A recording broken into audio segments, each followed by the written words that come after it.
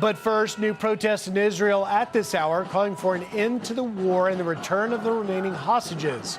This, as an Israeli military chief says today, they are approving the plan for the next phase of war in Gaza. National correspondent Jeff Paul is live now in Tel Aviv with the latest. Hey, Jeff.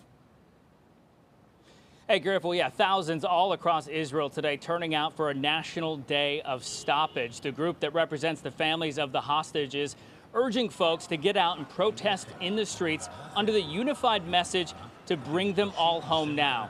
This is what it looked like in Tel Aviv a little earlier today as protesters blocked roads and highways, with Israeli police eventually moving in, making arrests and using some water cannons in certain cases to get the crowd to move on. Many businesses are also closed today as part of the nationwide one-day strike.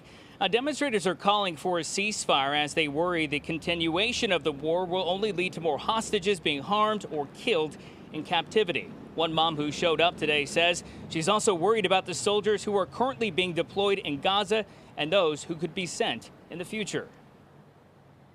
This is the minimum I can do to support the families, to show that they are not alone. I have a son who's supposed to go to the army next year. And I'm thinking about myself, obviously. How would I feel if I would be in their situation?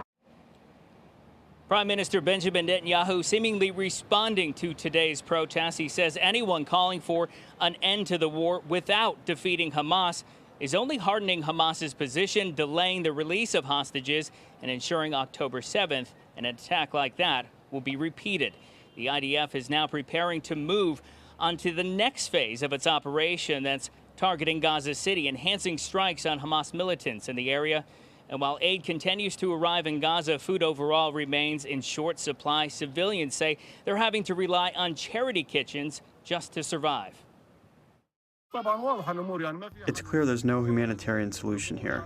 It's obvious. The humanitarian solution is not displacement. This is a new displacement operation, an attempt to seize the land and areas. We are calling on Israel to withdraw its military and soldiers from Gaza and allow the displaced to return to their homes.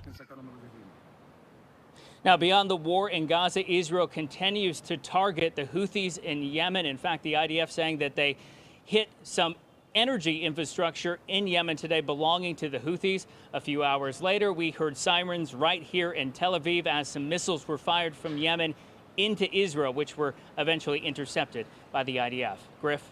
All right, Jeff Paul, live for us in Tel Aviv. Jeff, thank you. Hey, Sean Hannity here. Hey, click here to subscribe to Fox News YouTube page and catch our hottest interviews and most compelling analysis. You will not get it anywhere else.